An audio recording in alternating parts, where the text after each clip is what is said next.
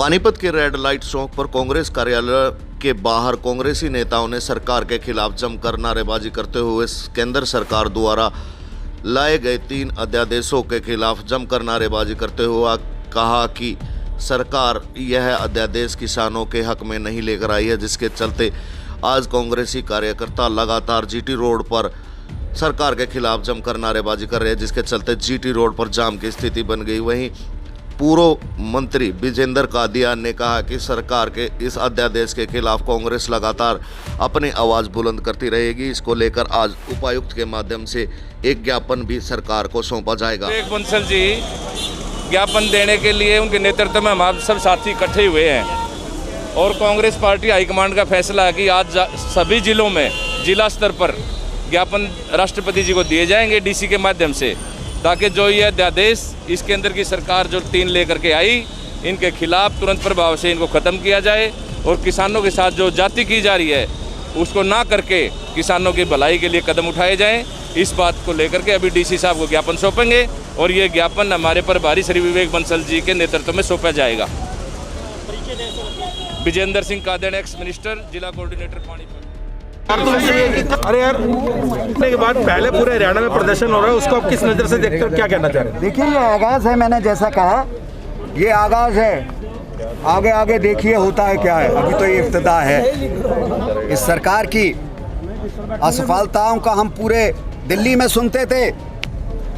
यहाँ आके आप लोगों से बात की तो पता चला कि कहानी इससे भी ज्यादा विरध है, असफलताएं इससे भी ज्यादा अनगिनत है। पर यहाँ की जनता कहीं ना कहीं ठगा सा महसूस कर रही है कि उसको ठगा गया है। लुभावने आश्वासन और वादों के सहारे आज हम आए हैं उनका हाथ थामने, किसानों का हाथ थामने, उनको सहारा देने और उनका संबल बनने और इस देश की आत्मा और देश की आत्मा की आवाज को देशव्यापी स्तर पर उसे बुलंद करने। मैं सिर्फ इतना कहना चाहूँगा कि इस बिल जो सही माने में राजनीतिकरण नहीं कर रहा हूँ, ईमानदारी से मैंने आपके सामने उदाहरण दिया अमेरिका के, मैंने उदाहरण दिया जर्मनी के, पाश्चात्य देशों में जहाँ खुला बाजार है वहाँ किसानों की क्या हालत है। उन उदाहरणों को देखिए। कहते हैं ना कि लोगों की असफलताओं को देख के सबक लिया जाता है। यहाँ तो हमारे आदरणीय प्रधानमंत्री तुगलकी फरमान में इतने पारंगत हो गए हैं कि रात को सपना देखते हैं और सुबह उसका क्रियान्वयन कर देते हैं। भैया, सपनों को सपनों तक रहने दो, व्यावहारिकता देखो। यहाँ का आम आदमी उससे कितना प्रभावित होगा, उस पर उसका क्या असर पड़ेगा, उसकी आर्थिक स्थिति सुधरेगी कि नहीं। और जो मोदी भक्त है, माफ़ कीजिएगा, जो कहते हैं कि कोरोना के वजह से हालत बदतर हुई, तो मैं ये बताना चाहता हूँ हालत तो पहले ही बदतर थी। बेरोज़गारी पहले ही 8% हो गई थी।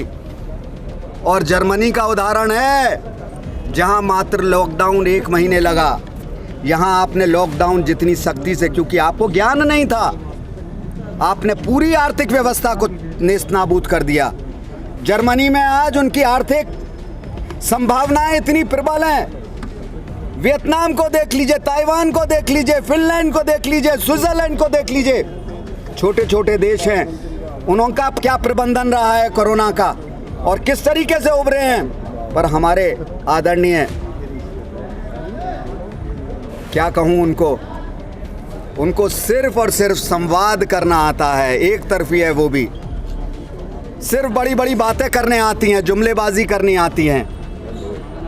आज ज्ञापन के नाम से क्या आपने मांग रखी? ज्ञापन किसके नाम से क्या मांग रखी? हमने ज्ञापन ये किसानों की चिंताओं को अभिव्यक्त किया है, जिनके साथ हम संबद्ध हैं। इस देश की आर्थिक दुर्दशा, क्योंकि कृषि से 50% कृषि क्षेत्र है और 60 करोड़ किसान इससे जुड़ा हुआ है। अगर वो पीड़ित है, व्याकुल है, तो ये देश पूरा व्याकुल है। इसको जब तक वापस नहीं लेंगे या हमारे मांगों के अनुरूप उसमें संशोधन नहीं करेंगे, हम लोग चैन से घरों में नहीं बैठेंगे। कांग्रेस जन सड़कों पर निकला है। मैंने फिर कहा ये आगाज है, ये इब्तिदा है, आगे आगे देखिए होता है क्या। जय आप प्रभारी के तौर पे हरियाणा में कब तक संगठन नए सिरे से तैयार करेंगे सब कुछ? बहुत जल्दी आपको मिलेगा, सब कुछ सुचारू रूप से चलेगा, दौड़ेगा, भागेगा और इनको घर से दौड़ाएगा और हरियाणा से बाहर दौड़ाएगा। सर हरियाणा इस तरह देखी जाए तो हरियाणा से के अलग अलग गुट है, उसको किस तरह से सब कोई गुट साथ आपको मिलेंगे यहाँ पे, कोई गुट अलग नजर आया आपको? लेकिन जब इलेक्शन की बारी है तब सब आप देखिएगा, मैंने कहा ना आगाज है, आपकी संभावनाओं पे विराम लगेगा।